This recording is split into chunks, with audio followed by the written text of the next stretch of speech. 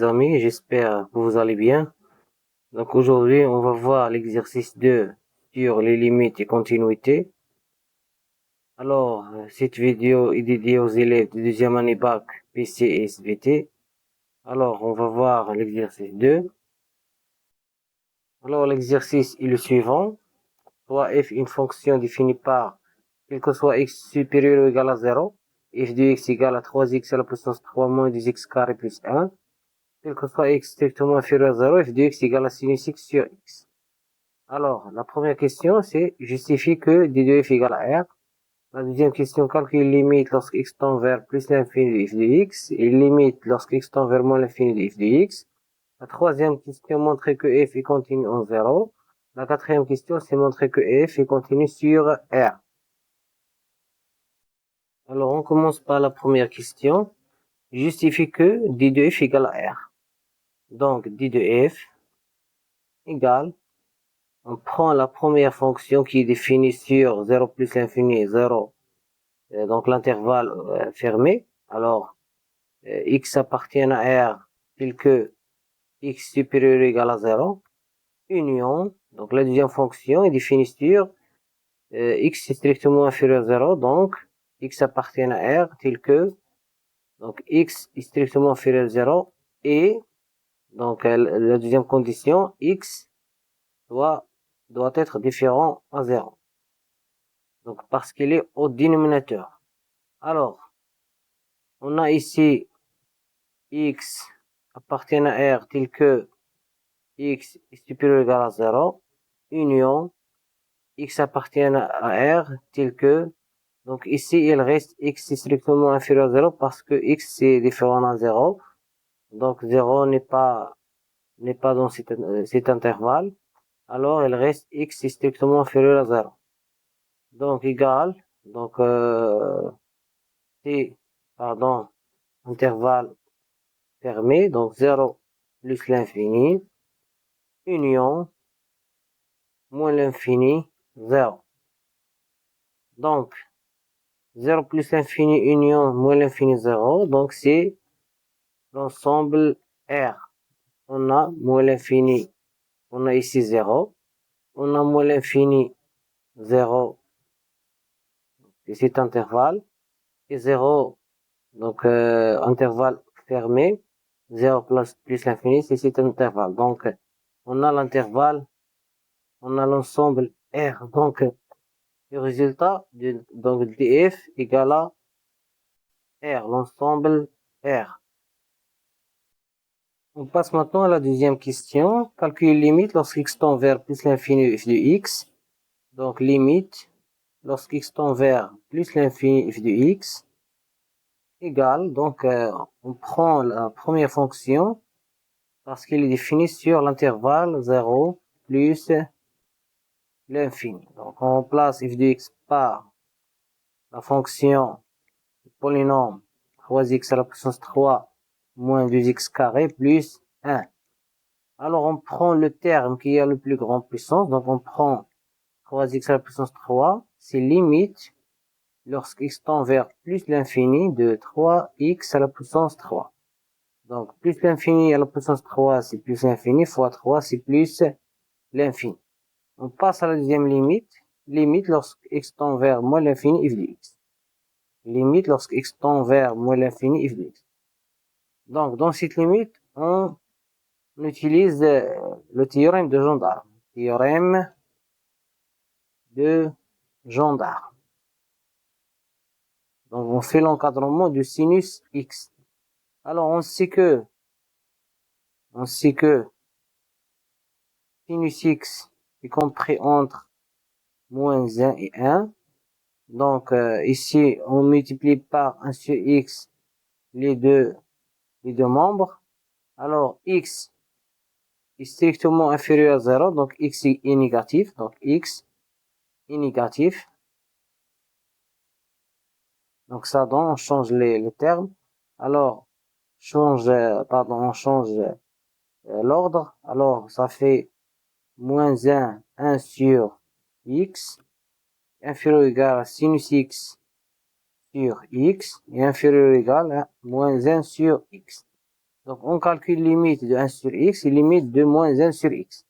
Alors, on a limite lorsque x tend vers moins l'infini de 1 sur x égale 0. Donc, 1 sur l'infini, c'est 0. Et limite lorsque x tend vers moins l'infini de moins 1 sur x, c'est 0. Donc, on a trouvé ici limite c'est 0 et limite ici c'est 0. Donc, la limite de sinus x sur x, c'est 0. Donc, d'après le théorème de Gendarme,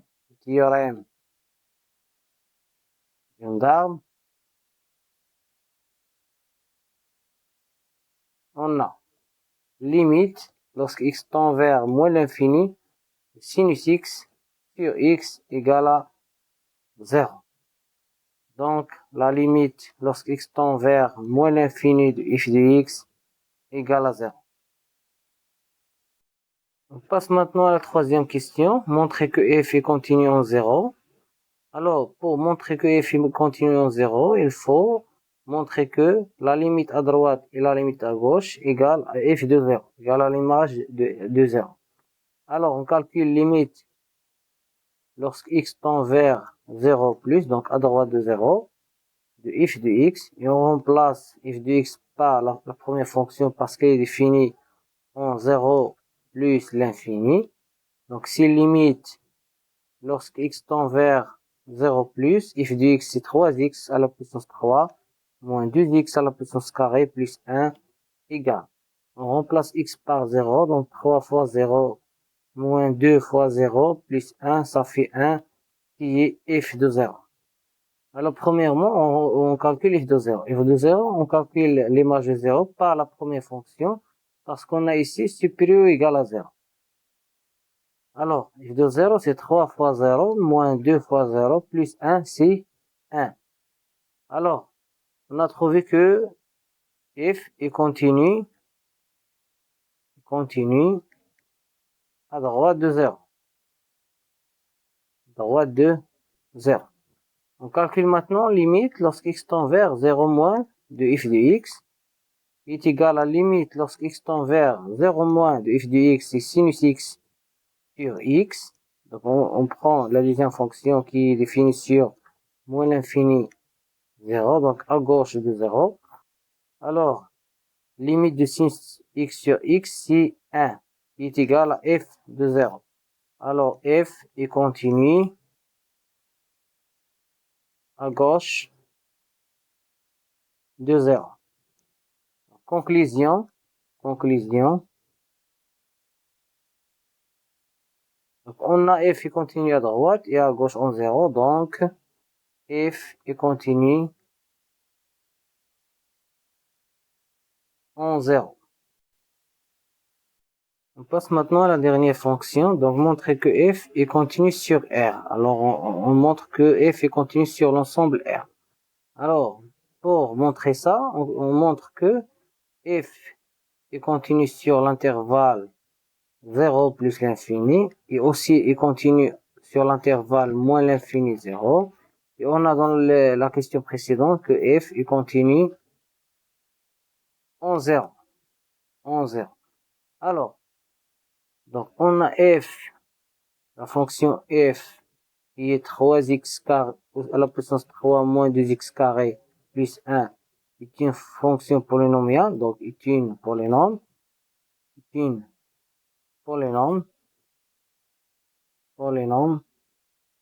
Donc, il est continu sur R.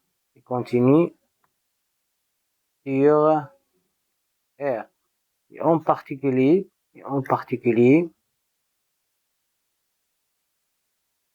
sur 0 plus l'infini.